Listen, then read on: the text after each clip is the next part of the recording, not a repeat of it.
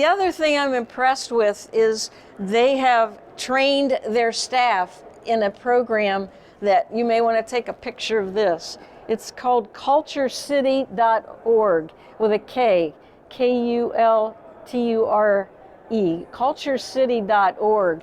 Your people can get training and get these bags. They're little backpacks, and they're filled with things for people who are autistic or have a post-traumatic stress disorder, so that this is on the website for the convention center saying, come to the guest services, and if you'd like to pick up one of these, just take it with you. We'll take a photo ID in exchange. There's no cost, but you can use it while you're here at the convention center.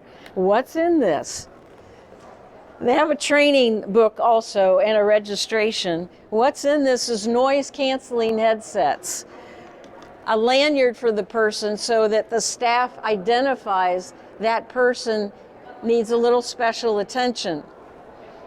They also have fidget toys, so things for them to fidget with their hands, and a communication card that they can point to saying, I don't want the headphones, I want more fidget, or don't want the fidgets.